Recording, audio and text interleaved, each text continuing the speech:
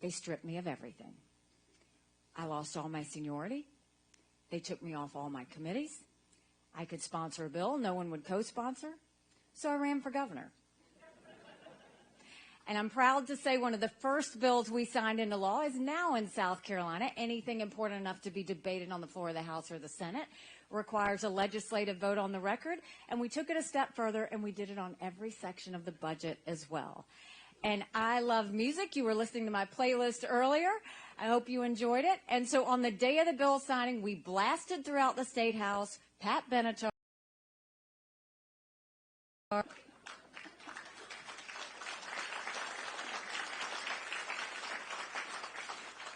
When I became governor, South Carolina was hurting. We had 11% unemployment. We had thousands of people on welfare. Bless you. And South Carolina was the butt of the jokes. And so we got to work. By the time we left, we were building planes with Boeing. We were building more BMWs than any place in the world. We brought in Mercedes-Benz. We brought in Volvo. We had 5 international tire companies. They were referring to South Carolina as the beast of the Southeast, which I still love. We announced jobs in every county in the state. We moved the unemployment from 11% down to 4%. And we acknowledged some truths.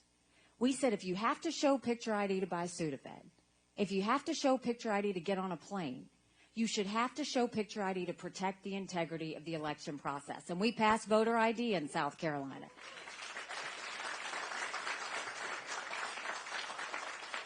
We passed one of the toughest illegal immigration laws in the country. Obama sued us over it. We made sure we passed tort reform. We cut taxes. We paid down our debts. We did pension reform. And South Carolina became proud. And by the time I left being governor, we were named the friendliest state in the country, the most patriotic state in the country, and the #2 state in the country people were moving to. And then I got the call to go to the United Nations. And my honest answer was, I don't even know what the UN does. I just know everybody hates it. And I was not wrong about that. But when I got to the UN, I wanted countries to know what America was for and what America was against. I didn't care if they didn't like me, but I wanted them to respect America. And we got to work. We pulled ourselves out of the Iran deal. We pushed China to pass the largest set of sanctions against North Korea in a generation and stop them from testing ballistic missiles. We moved the embassy from Tel Aviv to Jerusalem. We made sure we got out of the farce that's the Human Rights Council. We pulled ourselves out of the Paris Climate Agreement. We stopped all U.S. taxpayer money from going to the Palestinian Refugee Organization. And we cut $1 billion off the top. But the best thing that we did, we took the kick me sign off of our backs, and America was respected again at the UN. Now I'm running for president. I don't need to tell you how bad things are. You don't have to turn on the news to see it. You feel it when you go to the grocery store. You feel it when you go to the gas station. Your mortgage payment's gone higher. Your insurance rates are going higher. Everything that we have to pay, it's all gone up. And I would love to tell you that Biden did that to us. And he sent us down this roller coaster of socialism that's dangerous, that we have to stop. But I have always spoken in hard truths, and I'm going to do that with you today. Our Republicans did that to us too. You go back and look at that $2.2 trillion COVID stimulus bill that they passed with no accountability. They expanded welfare that has now left us with over 80 million Americans on Medicaid, 42 million Americans on food stamps. That's a third of our country. And did Republicans try and make it right? No. They doubled down and opened up earmarks and pet projects for the first time in 10 years, pushing through 7,000 of them last December. Want to know some of the things they spent your money on? $30 million on an honors college in Vermont, $10 million to tear down a hotel in Alaska, $7.5 million on a courthouse in Colorado. And the list goes on. In the 2024 appropriations budget, Republicans put in $7.4 billion worth of pet projects and earmarks. Democrats put in $2.8 billion. So now you tell me who the big spenders are. $34 trillion in debt. all while 1 in 6 American families can't afford their utility bill. 60% of Americans are living paycheck to paycheck. 50% of American families can't afford diapers. Homelessness has gone up 12%. We have over 650,000 Americans who are homeless. Social Security will go bankrupt in 10 years. Medicare will go bankrupt in 8. Then you look at our education system. Everybody wants to blame COVID for education. We had problems with education before COVID. Do you know right now in America, only 31% of 8th graders are proficient in reading? 31%. Only 27% are proficient in math. If we don't do something and do something quick, we're going to be in a world of hurt 10 years from now. And then you look at what's happening on the border. I just can't get over how this is happening in our country. It is an absolute dereliction of duty. Now, I've been to the border, and I didn't pull a Kamala, go and come back. I went 400 miles down that border. You're not ready for what I saw. Mounds of clothes, mounds of shoes, paraphernalia, rape areas that the women and girls have to walk through. When you get up in the morning, you get your coffee and you watch the news. When these ranchers get up in the morning, they get their coffee and they go see if anybody died crossing the fence. They pick up whatever kids were left behind and turn them over to Border Patrol. I met with multiple sheriffs. They said before 7 a.m., they round up whatever illegal immigrants they can find.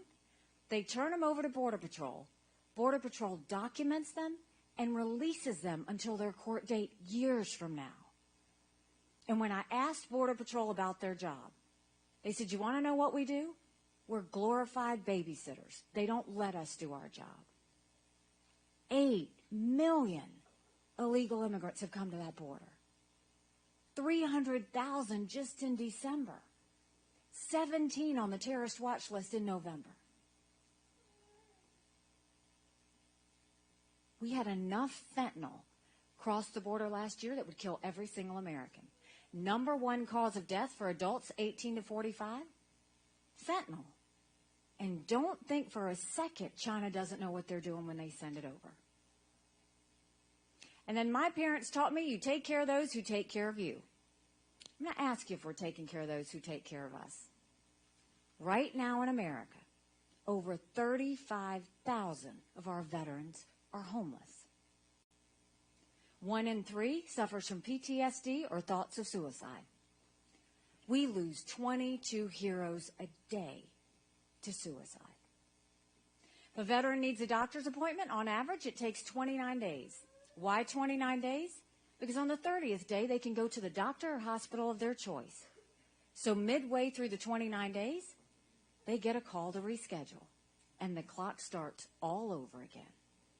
It's shameful how we treat our veterans. And then you go and you turn on the TV to see what Congress is doing for you. What has Congress done for you lately? Nothing. They have one job, and that's to get us a budget on time. Do you know Congress has only given us a budget on time 4 times in 40 years? Do you know what I say to that? You can't get us a budget on time, you don't get paid. It's that simple.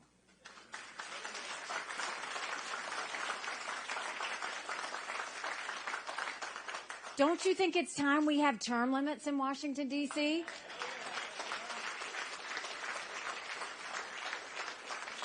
Don't you think we need to have mental competency tests for anyone over the age of 75? Now, let me say this. I'm not being disrespectful when I say that. I don't care if you do it for 50 and up. But right now, Congress has become the most privileged nursing home in the country. These are people making decisions on our national security. These are people making decisions on the future of our economy. We need to know they're at the top of their game. Now, we all know people over 75 who could run circles around us, right? And Senator Grassley's a perfect example of that. And then we know Joe Biden. We need to make sure we've got people that can get it right. So that's a lot of bad, right? It's hard to find anything good. But now I'm going to tell you what I told South Carolinians when I became governor. No more whining. No more complaining. Now we get to work. How do we fix it? When it comes to the economy, we start by clawing back to over $100 billion of unspent COVID dollars that are still out there. Instead of 87,000 IRS agents going after middle America, let's go after the hundreds of billions of dollars of COVID fraud. 1 out of every $7 was spent fraudulently. If 8% of our budget is interest, quit borrowing. Cut up the credit cards. You have to balance a budget every day. I had to balance a budget. Chris had to balance a budget. Kim has to balance a budget. We had to balance budgets as governor.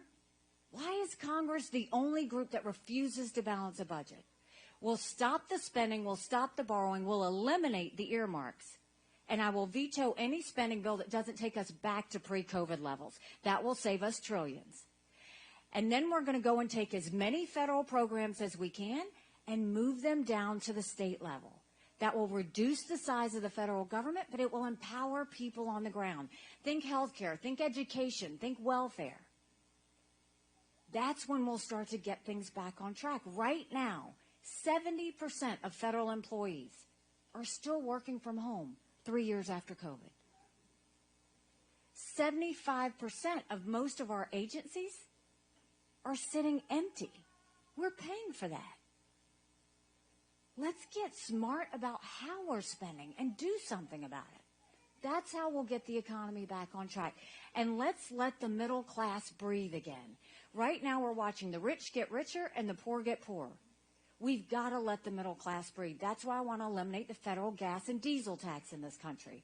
I want to cut taxes on the middle class and simplify those brackets. And let's make the small business tax cuts permanent. They made the corporate tax cuts permanent, but they made the small business tax cuts temporary.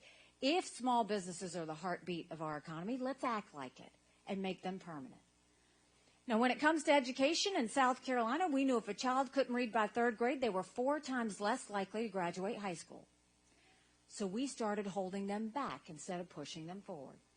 We brought in their parents. We did reading remediation. We set them up for success. We've got to do that all over our country. We have got to get our kids reading again, and quick. Then there should never be a parent who wonders what's being said or taught to their child in the classroom. We need complete transparency in the classroom. We need to make sure every curriculum is up online so that every parent can see what's being taught to their kids. And parents know their kids best. We have one job as parents, and that's to do right by our kids. That's why every parent needs to be able to choose the school their child goes to or the mode of education that they get.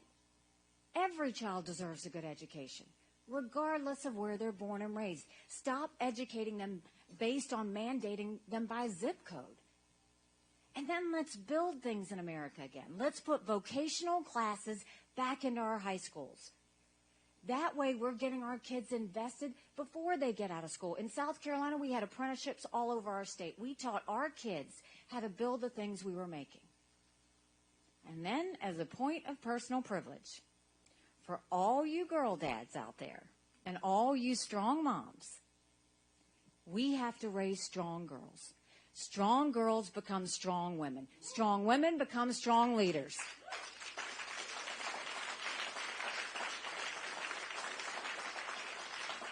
And none of that happens if you have biological boys playing in girls' sports. We have got to cut that out.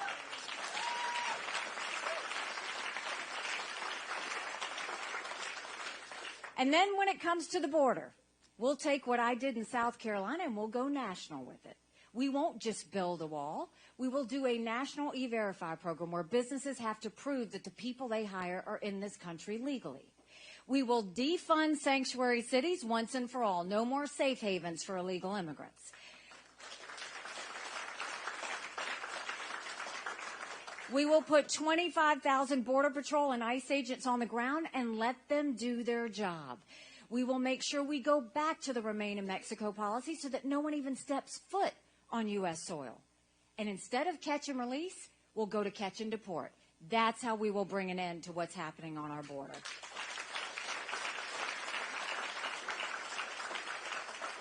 And when it comes to our veterans, we've all seen the images when our men and women are deployed and the tears that are shed. And then we've seen the images, God willing, that our men and women come back home to us safely and the prayers that are answered. I'm the wife of a combat veteran. My husband deployed to Afghanistan. When he came home to us, that was a lot of prayers answered. But that was the easy part. When we got home, life got tough. Michael couldn't hear loud noises. He couldn't be in crowds. Life had passed him by for the year that he was gone, and the transition was tough. We can't just love our men and women when they're gone. We got to love them when they come back home, too. And the way you do that is let's do better in the transition. You can't just say, okay, you're stateside for 2 weeks, so you're on your way. You got to keep up with them and make sure they're okay. That's why we need telehealth, so they can get the mental health care they need right when they need it. They should be able to go to the doctor or hospital of their choice. They've earned that right. And I think the way we deal with veterans' health care, I think every member of Congress should have to get their health care from the VA, and you watch how fast that gets fixed.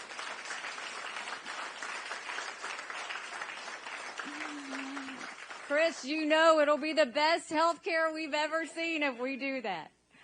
And there were two things when I was at the United Nations that Russia, China, and Iran never wanted us to have. They never wanted us to have a strong military, and they never wanted us to be energy independent. We won't be energy independent. We'll be energy dominant. We will move back the EPA. Right now, they care more about sagebrush lizards than they do about whether we can afford our utility bill. Let's get them out of the way, and let's speed up the permitting process. Let's speed up our pipelines. Let's open up the Keystone Pipeline. Let's do all of the above. That includes biofuels. Let's make sure that we expand all of our energy sectors, nuclear, anything that we can do to build up our economy. Can you imagine if we used our energy sector and turned it into an economic powerhouse? Think about not just what that does for Iowa, but for our country. And then you're talking about improving your economy and national security. That includes supporting the renewable fuel standard, and that includes partnering with your energy producers, not demonizing them. So those are the answers on the domestic side and what we're going to do. Now let's talk about national security. The world is on fire, literally. You've got a war in Europe. You've got a war in the Middle East. You've got North Korea just tested an intercontinental ballistic missile capable of hitting the U.S. You've got China on the march. But make no mistake, none of that would have happened had we not had that debacle in Afghanistan. The idea that my husband and his military brothers and sisters who served there had to watch us leave Bagram Air Force Base in the middle of the night without telling our allies who stood shoulder to shoulder with us for decades because we asked them to be there. Think about what that told our friends. More importantly, think about what that said to our enemies. And now you've got a Congress that's coming to you saying, do we support Ukraine or do we support Israel? Do we support Israel or do we secure the border? Don't let them lie to you like that. It's wrong, and they know it. That is a false premise. And let me tell you why. Let's start with Ukraine. You should know that when I was at the United Nations, Ukraine was a very good friend to us. They voted with us on almost everything. They supported every initiative, whether I asked them to or not. Here you have this pro-American, freedom-loving country that was invaded by a thug. 500,000 people have died and been wounded because of Putin. Now, if you're one of those people who says, why should we care about Ukraine? That's a legitimate question for you to ask. And you deserve answers, but nobody's giving it to you, and I will. Now, I want to make clear, I don't think we should give cash to any country, friend or foe, because you can't follow it and you can't see how they spend it. But I think we need to give Ukraine the equipment and ammunition to win. Here's why. I saw every day at the United Nations Terrorists, thugs, and dictators always tell us what they're going to do. They're amazingly transparent. It's true. Hamas said they were going to go into Israel. China said they were going to take Hong Kong. Both of those happened. Russia said they were going to invade Ukraine. We watched it. China says Taiwan is next. We better believe them. Russia said once they take Ukraine, Poland and the Baltics are next. If that happens, those are NATO countries, that puts America at war. This is about preventing war. This has always been about preventing war. And we know Putin's hit rock bottom. How do we know that? He's lost 87% of his military forces that started the war. They've raised the draft age in Russia to 65. They're getting drones from Iran, missiles from North Korea. Putin knows he's in trouble. Now, if we just supported Ukraine with the equipment and ammunition, that's only 3.5% of our defense budget. That's it, 3.5%. The Europeans are paying more than that, and they should. It's their neighborhood. Now let's talk about October 7th. I'm haunted by what happened in Israel. And the reason I'm haunted is because 5 years ago I gave a speech to the entire world at the United Nations. And I told them that we knew there were maps. And these maps were held by Hamas. And it showed that if they could break the barrier, this is how they were going to kill as many Jews as fast as they could. And it happened. Now, for any of you that wonder, why should we help Israel? God help us if we don't get this one right. Israel's a bright spot in a tough neighborhood. They are the tip of the spear when it comes to defeating terrorism. It has never been that Israel needs America. It has always been that America needs Israel. And on that day, October 7th, when they beheaded those people and burned those babies alive and took those girls from that concert, raped them, and dragged their naked bodies through the streets of Gaza, what did they say? Death to Israel, death to America. Now, my opponents say this is Israel's issue. No, it's not. This is personal. 33 Americans were butchered on that day. They're holding American hostages now as we speak.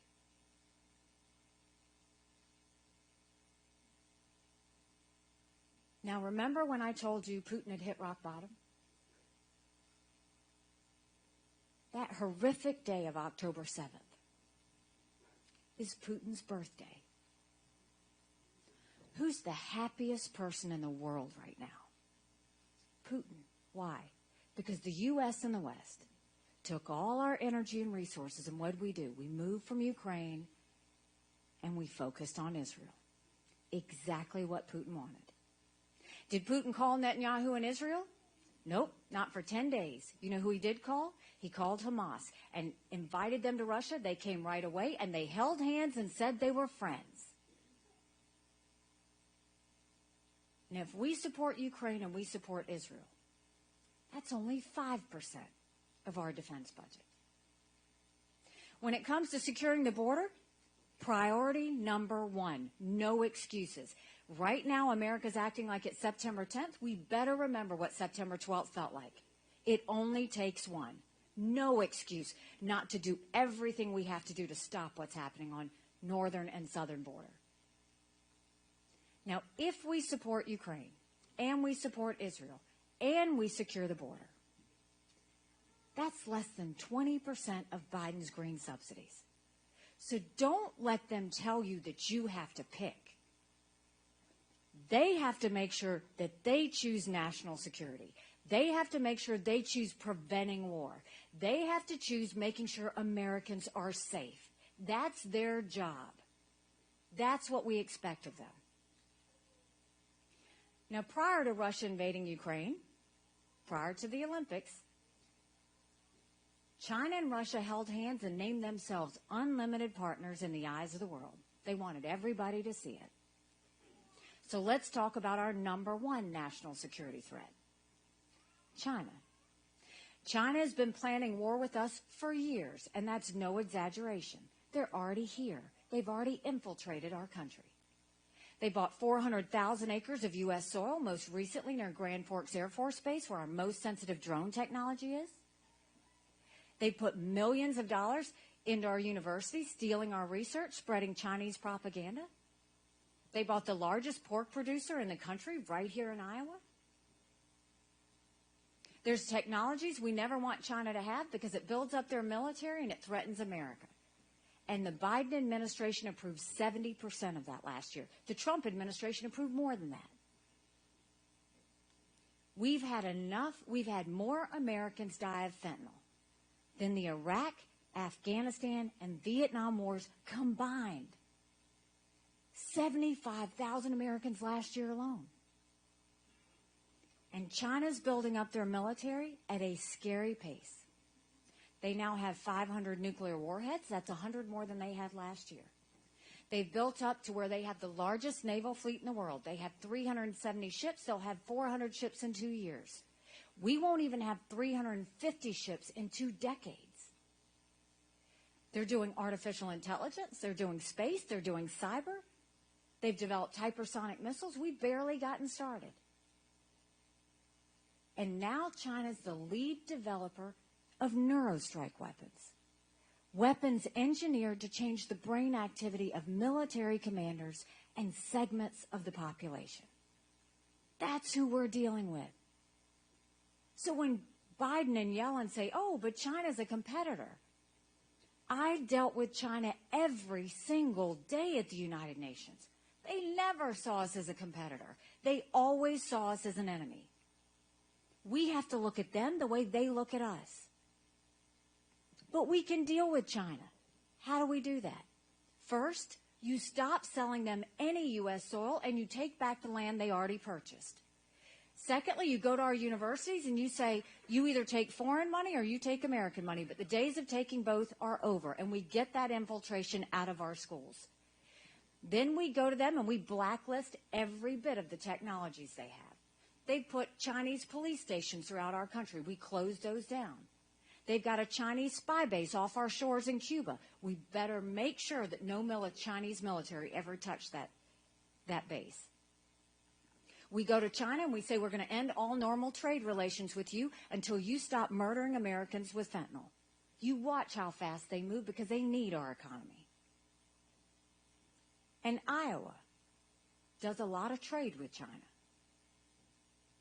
We don't wait for the rug to be pulled out from under us. We get in front of it. That's why a president needs to go forward and make sure that we move that trade. We move it and we make sure we go to our friends and tell them that we want to start doing business with them. India, Japan, South Korea, Australia, New Zealand, Israel, the Philippines. India just gave themselves $1 billion stimulus to become less dependent on China. Japan did the same thing. Instead of waiting for it to happen, we'll protect Iowans and make sure the trade is moved to countries where you never have to worry. And then let's build up our military. Strong militaries don't start wars. Strong militaries prevent wars. And we need to focus on getting it mission-focused again. It doesn't mean throwing a bunch of money at the Department of Defense. It means cleaning it up. Get rid of the bureaucracy. Get rid of the red tape. Get rid of all these programs that the Department of Defense has no business being involved in. I mean, for goodness sake, they have got to stop these gender pronoun classes. It is demoralizing our military.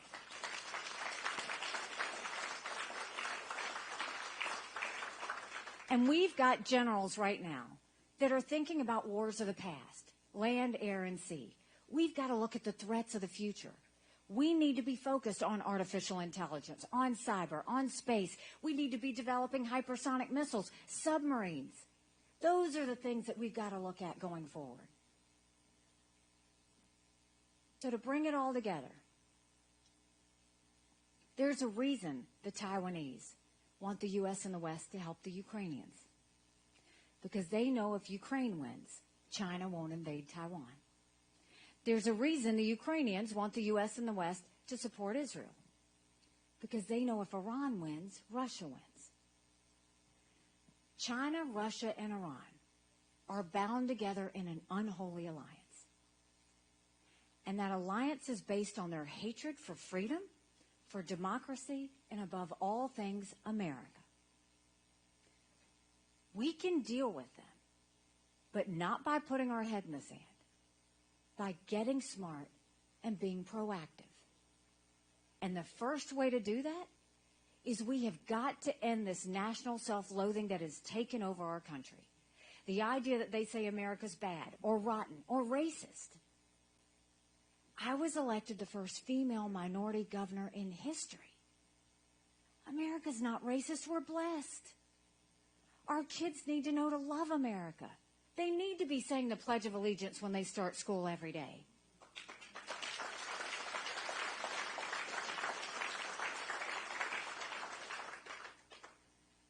Six months ago, I dropped my husband Michael off at 4 a.m. for another year-long deployment. And I watched him and 230 soldiers pick up their 2 duffel bags of belongings to go to a country they'd never been, all in the name of protecting America. They're willing to sacrifice their lives and their families because they still believe in this amazing experiment that is America. So if they're willing to sacrifice for us there, shouldn't we be willing to fight for America here? Because we have a country to save. But in order to do that, we've got to acknowledge some hard truths. Republicans have lost the last 7 out of 8 popular votes for president. That is nothing to be proud of. We should want to win the majority of Americans. But the only way we're going to win the majority of Americans is if we elect a new generational leader that takes the negativity and the baggage and puts it behind and focuses on solutions of the future. Another hard truth. I think President Trump was the right president at the right time. I agree with a lot of his policies. But rightly or wrongly, chaos follows him. You know I'm right. Chaos follows him. And we can't be a country in disarray with a world on fire and go through 4 more years of chaos. We won't survive it. You don't defeat Democrat chaos with Republican chaos. And we can't have another nail-biter of an election because we can never risk what would happen to us if we had a President Kamala Harris.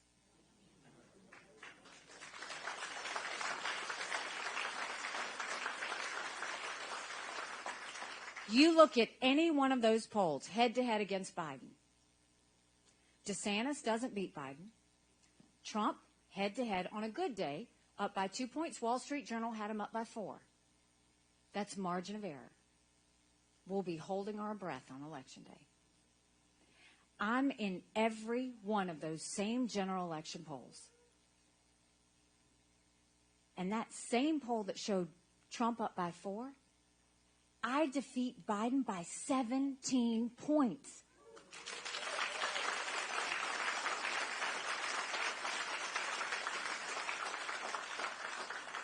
Do you know what a win like that is? That's more than a presidency. That's governorships. That's the House. That's the Senate. That's all the way down to school board. You win by double digits and go into D.C., that's a mandate. That's a mandate to stop the wasteful spending and get our economy back on track. That's a mandate to get our kids reading again and going back to the basics with education. That's a mandate to secure our border with no more excuses. That's a mandate to allow law and order back into our country. And that's a mandate for a strong America that we can be proud of. Don't you want that?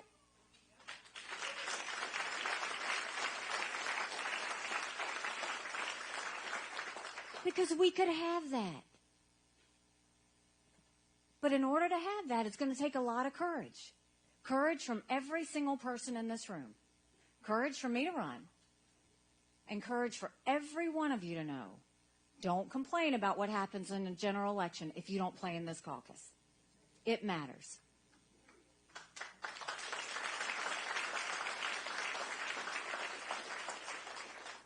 And my friends back there in the media have followed me for 11 months, and they can vouch for the fact that when I do these town halls, I don't talk about my opponents because I don't think you want to hear it. I talk about solutions. I talk about what needs to happen. But now we're 9 days before caucus. And I have seen the ads that you are seeing.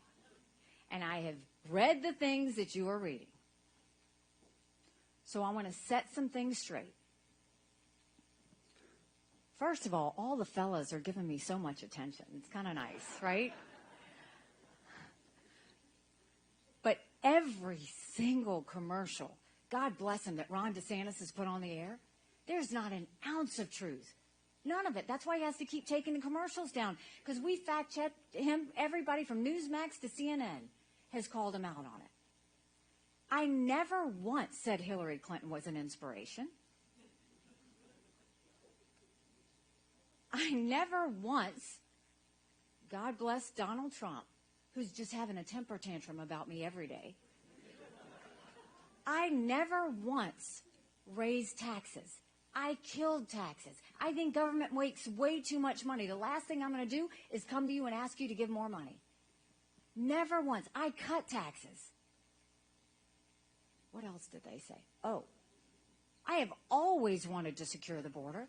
I have always said support the wall, but I've said don't just do the wall, do more than that to make sure it doesn't happen. There's all these other things, but you know what it tells me? If they're lying, they're losing. They see what we see. They know we're surging. They see the numbers that are going up. But don't fall for it. Check it out. Go look into it. I'll tell you. Ask anybody. Call my team. We'll tell you every single one of those is a lie. But if they're going to lie about me, I'm going to tell the truth about them.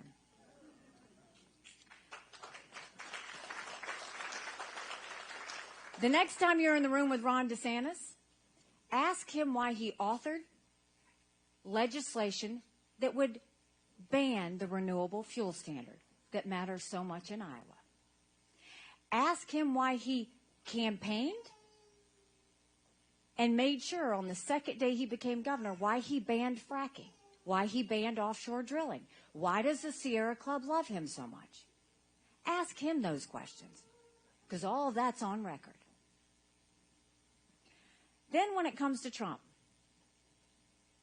he can call me anything you tax hike Haley. I never raised a tax. But why don't we ask him, oh, that's right, he won't get on a debate stage. So why don't we ask him to stop acting like Biden and hide and get on a debate stage and answer the question of why he proposed a 25-cent gas tax increase on all of us in 2018. Bless you. Why don't we ask him that while everybody talks about what a good economy we had under Trump, which we did, at what cost? He put us $8 trillion in debt in just 4 years. Our kids are never going to forgive us for that. We're now having to dig a hole out. In 2 years, if we stay down this road that he caused, we'll be paying more money in interest payments in our defense budget. Scary thought. You want to think what Russia, China, and Iran think about that? But put all that aside, and that's more the reason why we don't need any more chaos. We don't need any more drama. We don't need... Politics is not personal for me. I don't live, eat, and breathe it every day. We just need to right the ship, and we can do it. You know, someone asked me when I announced why I was running. I said, my parents came here 50 years ago to an America that was strong and proud and full of opportunities. I want them to know that country again. I'm doing this for my husband, Michael, and his military brothers and sisters. They need to know their sacrifice matters. They need to know that we love our country. I'm doing this for my daughter who just got married, and I saw how hard it was for her and her husband to buy a home. The average home buyer in America now is 49 years old. The American dream's getting further away. And I'm doing this for my son who's a senior in college. And I am tired of watching him write papers of things he doesn't believe in just to get an A. That is not us. That is not America.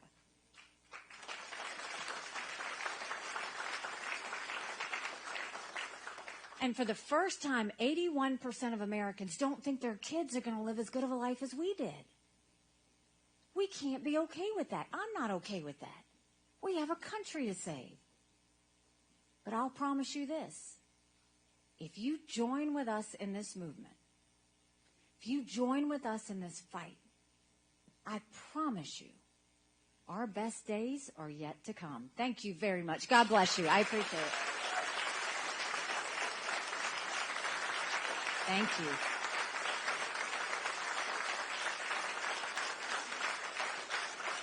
Thank you so much. I appreciate it. Now I think we're going to go and open it up for questions. We've got two guys with microphones. If you just raise your hand high, they will come find you. I don't know where you guys are, but just, oh, got it. Go up front. Yes, sir, he's coming to you. Right here, sir. Yes, I've been a long supporter of yours for years, and I agree with all your policies, and you just answered part of my question about China and taking back everything that they've got of ours. And also on the border, if you're going to hold Mexico accountable, what about Canada? They got to come through Canada to get here. I mean, you want to talk about a governor dealing with that? That's why I said southern border and northern border. Everybody talks about the southern border because that's what the cameras show you. You look at what Chris has done. He's doing exactly what Greg Abbott has had to do to secure Texas. He's having to secure New Hampshire on that. Because you want to talk about fentanyl issues. They're being ridden with it. And what are we doing to stop it? Nothing.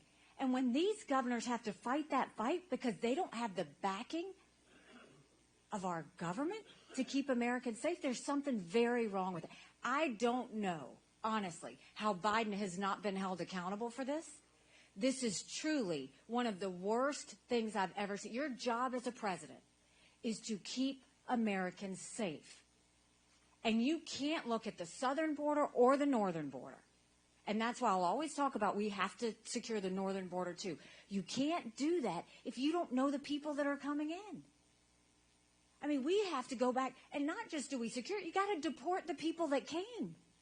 Because you can't incentivize them, because all that does is make them tell their family members, come on.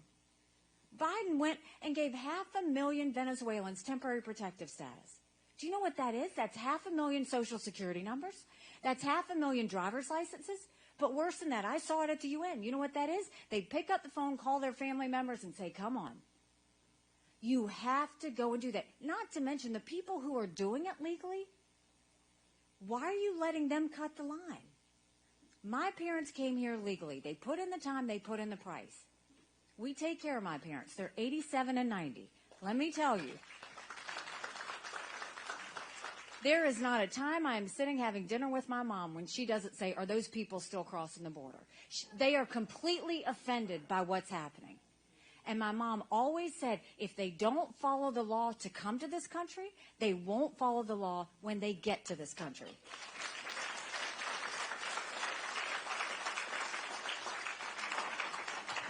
Yes. Yes, sir. He's coming to you. So I'm really glad that an accountant is running for president as a fellow accountant and an accounting professor. So I see the education system pretty clearly. I want to ask you about Social Security because I'm not too far away from that. What do you see as the future of Social Security? Will you veto any bill that cuts Social Security? So interesting, because that's another lie that Trump is saying. Is he's saying that I would kill Social Security and Medicare? We would never do that. America always has to keep her promises. I am big on that. I think it's hugely important. But we also have to acknowledge when we have a problem. And instead of every opponent I have has said they're not going to touch Social Security or Medicare. But if it's going bankrupt Social Security in 10 years and Medicare in 8, does that mean they're going to go in and be president and leave it bankrupt? Why not get in front of it? Why not stop it before it starts? So the way we will do that is acknowledge we've got a big problem. We will acknowledge that people who've put in should never have to worry that it's going to be taken away. You will never have to worry. But the way we fix it is we go to those like my kids in their 20s that are coming into the system, and we're going to say we're going to change the rules for you. and you changed their retirement age to reflect life expectancy. Instead of cost of living increases, we do increases based on inflation. We limit benefits on the wealthy, and we expand Medicare Advantage plans, which seniors love, and create competition. If we get in front of this, one, you start fixing it, but two, you see exactly what you've got to deal with. But I don't want anyone to ever stay awake at night wondering if they're going to lose that. If you've been promised it, we will be hell-bent on getting spending out of the way everywhere else before we touch what's belonging to you.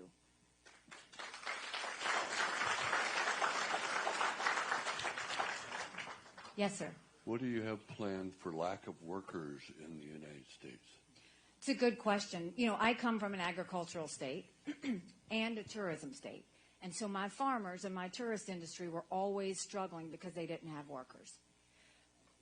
While we talk about stopping illegal immigration, at the same time, we need to acknowledge our legal immigration system is broken. It should not take someone 10 years to become a citizen. So what do we need to do? Whatever bureaucracy and slowness they have, we need to bring it down. But part of the problem is presidents have always dealt with this based on quotas. I'll take this number this year. I'll take this number next year. Let's be smart about it. Instead, do it on merit. What do our industries need that they can't get? When you do that, then you're building your economy. You're not just taking people because it's a number. You're taking people because our economy needs it and can't find it. That's when you're smart about legal immigration. So that's the way we'll deal with it, because I think it's important. The other thing, I want to give you two examples. You know when I told you we're going to move the federal programs down to the states? Presidents typically meet with governors once a year. I will meet with our governors once a quarter, Republican and Democrat, with the sole focus of when we move these programs down, giving them the support to know the best way to go about doing it. So I'll tell you what we did in South Carolina. Remember I told you we had thousands of people on welfare? A lot of that was generational. Their parents, their grandparents, they had always done it. So what we did is we took those people on welfare and we matched them up with businesses who needed workers. And I said, if you will take this person and train them for X number of weeks, I'll pay for it. And at the end, you decide if you want to hire them or not. We moved 35,000 people from welfare to work. We had family parties that showed where they suddenly felt proud. They just didn't know where to go to get the training. And all of a sudden, they became productive members of society, and their kids saw that. And you're changing a culture. The other thing we did was we went into our prison systems. I wanted to know what happened when they went in, what happened when they were there, and what happened when they left. And we reformed the whole thing. We put in computer classes. We put in financial planning. We put in family planning. We gave them faith-based help if they would take it. But we put equipment behind the fence, and we taught them a skill. Now in South Carolina, when someone leaves the fence, they've got a job to go to the next day. We have the lowest recidivism rate in the country.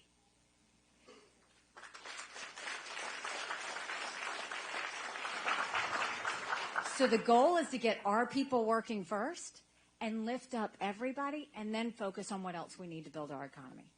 One right here on the back. Yes, ma'am. I was hoping a woman would get to speak. Yes, of course. Okay, so I actually have many questions, but I probably only get one. Make it a good one. Well, I hope it's good. So the Perry shooting really rocked me. I think probably everybody in this room.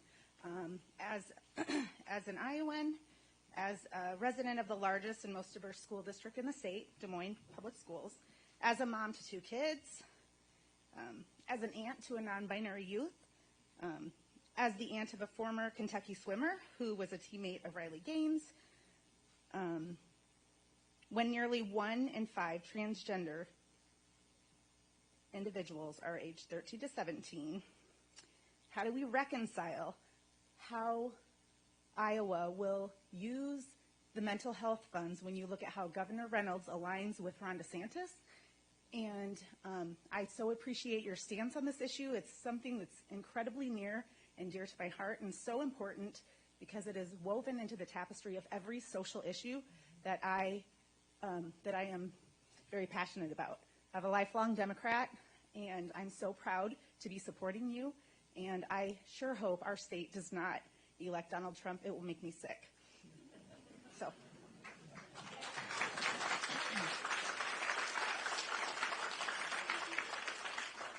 Okay, so that was a lot. So no. So let's I just want to make sure I touch the individual parts. Let's go to Perry first, because I know without even asking you, the second that went up on TV, every one of our hearts fell. It doesn't matter what state it's in. You feel it. And I feel it because we had a school shooting in South Carolina. It was in a tiny, sweet town called Townville that you just never heard any news from. It was quiet, it was sleepy, it was patriotic, it was just good people. And there was a teenager that was troubled, that shot his dad, and then went to an elementary school and started shooting at a playground. And little 6-year-old Jacob Hall was shot. He loved superheroes. And that night, I was in the hospital with his parents and praying with them. And they didn't know how bad it was. And he died 2 days later. I will never forget that feeling. And I don't want any parent to ever feel that. And I have a mom heart. My son-in-law is a 5th grade elementary school teacher. I worry about him. My daughter is a pediatric nurse at the Children's Hospital. I worry about her. My son is a senior on a college campus. I worry about him. So if we want to stop seeing this on TV, we got to do the hard things, not the easy things, the hard things. And the hard things are, we have got to acknowledge the cancer that is mental health. 1 in 3 people have a mental health issue. But if treated, they can live a perfectly normal life. The problem is we don't have enough therapists in this country. We don't have enough mental health centers. And if you don't get help, you can fall into addiction. We don't have enough addiction centers. And if you happen to be lucky to get one of those 3, insurance doesn't cover any of it. So what are we really doing to stop it? Because 80% of mass shooters have been found that they were going through a mental health crisis when it happened. So when I told you again that we're going to move those federal funds down, the reason you move them down is because you want to be able to make sure that the states know best what support they need and where. How they can take those mental health funds and make sure they're mental health centers. How they can make sure they incentivize to get more therapists. How we can go and focus on that. I'll work on health care to make sure things are covered. But we have to go and make sure that we really address it for the cancer it is. We're losing so many people every day because everybody just says, oh yeah, mental health. No, we have more young people now with anxiety, stress, and depression than we've seen in a long time. We have to treat it like a cancer. The second thing with our schools, if everybody goes to all this trouble to secure an airport and secure a courthouse, why are we not securing schools? Why don't they have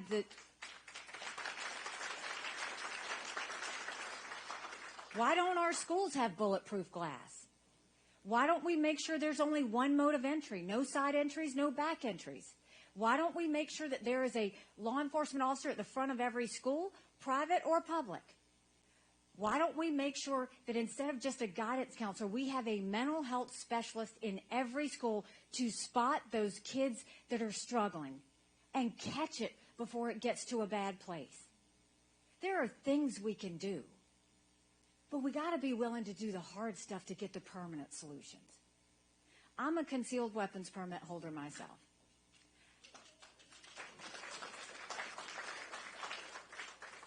Every person has the right to protect themselves and protect their families. The easy thing would be, oh, let's get rid of this gun or that gun. But guess what? You turn on the TV next week and you'd see another shooting. Do the hard work. Do the right work. And let's get that part done.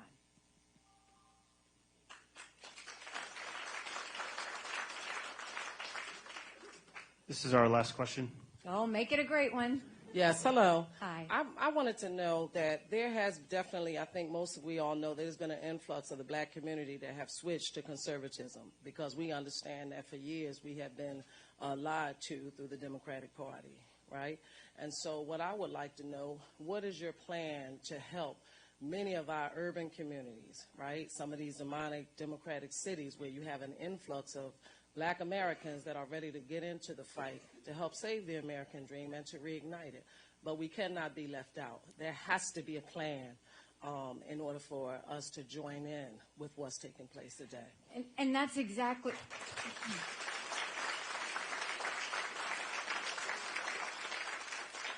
The problem that has happened with politicians, and you look at the political spectrum overall, is we now have leaders deciding who's good and who's bad, who's right and who's wrong.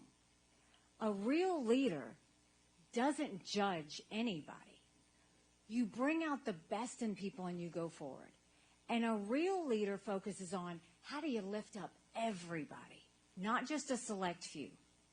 And so when I worked on lifting up the inmate population, I didn't care whether they were Republican or Democrat or white or black or a woman or a man. I just knew that America needed them, and we needed to help them get back to work. When all those people on welfare, even though it was generational, I didn't judge them because it was generational. I saw it as I've got to do better to help them match up with training so that we can get them what they want. Every one of them wanted to be productive. Everyone. Nobody wanted to sit on the couch. They didn't know how to do it. So you have to connect the dots. So the first thing I'll say is, if you see what is happening, I talk to everybody. I don't just talk to Republicans. I don't talk to just independents. I don't just talk to Democrats. I look at every one of you as an American. And my goal for you is to fight for you so that you feel like you have opportunities and you have choices. When it comes to our cities, what are the problems we have in our cities? Homelessness, drugs, crime. Guess what? Every one of those can be dealt with. Don't toss the city out and say it's over. Instead, go in. I started a nonprofit years ago because I grew up in a rural, challenged part of South Carolina.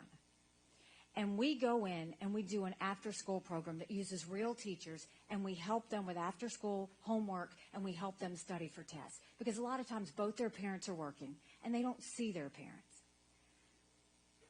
When you know there's an area that needs that extra support, that's the whole point of moving that money down from bureaucrats down to those areas. So what support system do they need? First of all, with homelessness, a lot of homelessness is because of mental health.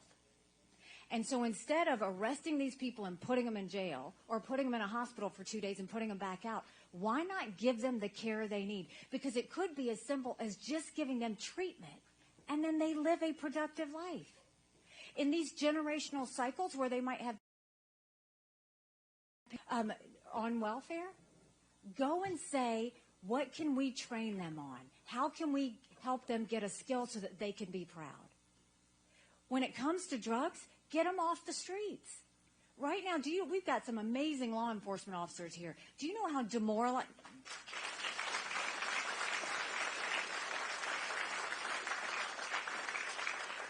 Do you know how demoralized they are?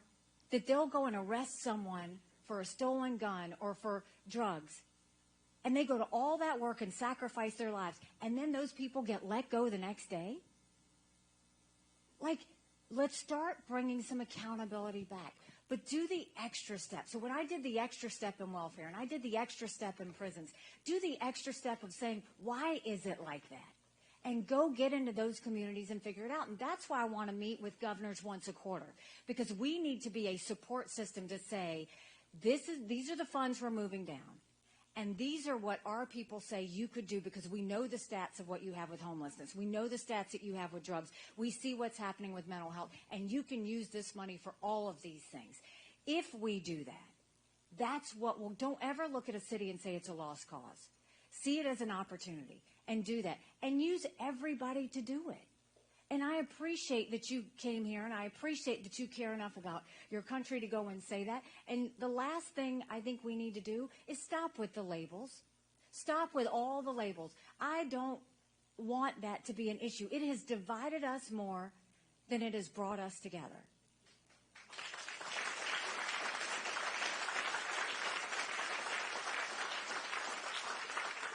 So what I have always loved, the accountant in me, is going in and getting to the root causes of problems and digging it out.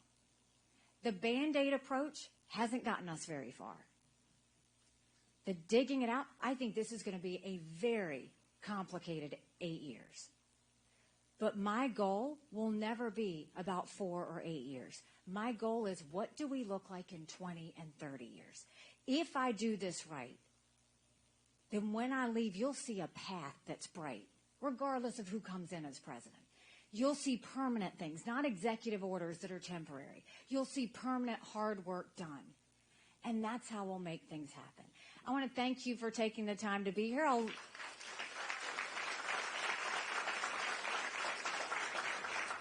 I will leave you with this.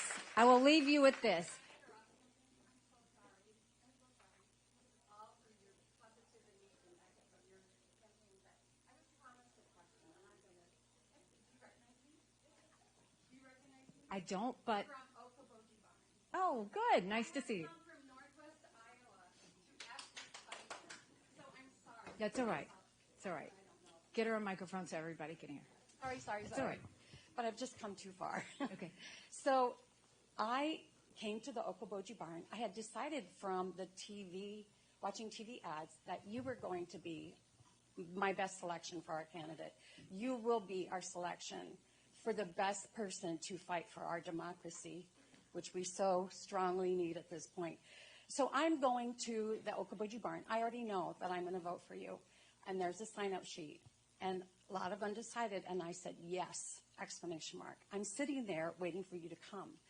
And I get a tap on the shoulder. And she goes, you're an enthusiast for Nikki Haley. And I said, yes, I am. Can I visit with you, ask a few questions? So she gives me this interview. And I don't know if you remember the pages I handed to you. Maybe, maybe not. And so they go to our policy shop. Yeah, you're do you remember me now? Yes. Okay. And so that particular morning, I prayed and prayed. I knew that I had more than just a question. So I'm like, I'm going to write these suggestions down, hand them to you. And so as I'm being interviewed, as I think it's a delegate, I'm like, I'm going to run out to my car. I did write these things on a sheet of paper. Didn't know if I wanted to turn them in, but you're asking me all these questions here. I'll cut the interview short. You go. You speak. And today is so refreshing. Every time you come, you add something personal, and that's who you are. So after you've spoken, she taps on my shoulder, and she hands me the papers back. And I said, but you can turn these in. And she said, no, I'm from the LA Times. I've been in the LA Times for you. I got my picture taken with you, and as we did that, I wanted, because I didn't know that was going to be the outcome of it, I said, I want, over the thousands and thousands of hands you're going to shake, I want you to remember me, and I don't know if you remember what I said, but it was Obi-Wan Kenobi. I remember you. I do remember you. I said, because you will shake all these hands. Maybe if I say that, you're going to remember me. So you've already shaken a lot of hands in between. And so just wanted, at that point, knowing you're going to get papers, but there's no face to those papers. So I don't know, as we're hugging and just laughing about it all, and I do remember saying, I want you to remember this, remember me for this. And I said, Obi-Wan Kenobi. And you said, may the Force be with you? I said, well, that one too. But it was that I said, you are our only hope. Oh. So 2 days later, I don't know that they're taking our picture. 2 days later, LA Times. I said, yes. She goes, do we have permission to use your picture? And I said, yes. And I'm thinking, holy cow, what did I just say? What did I say? And I knew in the paperwork, it was over and over. Do we vote for crazy or do we vote for old? And I thought, that's going to be in it. So I call family members. I call my daughter, and she's like, oh, Mom, what did you say? She's always saying filter to me. And so So I said there's only one thing I hope they don't put in, only one thing. And that's the one thing they did put in. But real quick, as I'm in the LA Times, I'm reaching out to my family, and I'm reaching out to friends, and I'm talking about politics, which I never would have done. And I'm telling you, not one in my family, and I'm a family of 11, not one who actually were excited, and they're very happy with the outcome of 2016 with Trump. Not one wants to vote for Trump again. They are for you, larger margin for you, but also DeSantis. I thought, okay, I'm kind of reluctant to go to my brother-in-law. He is Democrat, reluctant to do that. But I, after a couple of days, thought, okay, Ed, this is what happened to me. I think I'm going to be in the LA Times. And he said, I am voting for Nikki Haley. I about fell on the floor. These are Democrats, and I am Democrat. I'm going to fix that real quick. And you are Democrat. You have the Democrats behind you. You have Trump, who has brain, and he did wonderful things for us. Nobody's going to disagree with that, the money we made. But he is more than chaos. I feel like that's the worst you say about him. And I wish it could be more for us, that you would say, not negativity. I know that you want to take the high road, but let's make him accountable. I understand your policy on, am I talking too long? Yes. Okay, so can I shorten it? Is it just that you want me to say something more about Trump? It's just, I'm sorry. There's more than a question. So let me just say this. I have seen pro-Trumpers don't think I love him enough. Anti-Trumpers don't think I hate him enough. The reality is this isn't personal for me. I call it like I see it on issues. I don't talk about him as a person because I don't think that should matter. What actions should matter when this comes? And yes, I'm doing this because I don't want my kids to live like this. It's noisy, it's chaotic from both sides. And we want there's some sanity to be in there. But for those that want me to hit Trump more, I just am not going to do it. I told you I'm not going to do it.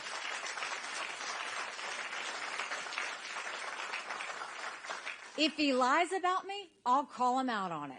If he's done something wrong, whether it's the economy or how he talks about dictators and those things, I'll call him out on every one of those issues. But I just think politics is personal enough, and I think let's focus on the issues and getting America back on track. So let's end with this. When I ran against that longest-serving legislator in a primary, people laughed at me. And I got to work, and I earned their support, and we won. When I ran for governor, I was the Tea Party candidate. I ran against a lieutenant governor, an attorney general, a very popular congressman, and a state senator. I was Nikki Who. I had 3% in the polls. I had the least amount of money. But I worked South Carolina like no one else, and we won. When I got to the United Nations, they said I didn't have enough experience. And I got to work and took the kick me sign off of our backs. I have been underestimated in everything I've ever done. And it's a blessing because it makes me scrappy. No one's going to outwork me in this race. No one's going to outsmart me in this race. So we are 9 days away. If you like what I had to say today, go tell 10 people. Go tell your friends. Go tell your family. Take a yard sign. Get out there and become a part of the solution. If you don't like what I had to say today, just don't say anything and don't tell anyone you were here. God bless you. Thank you so much.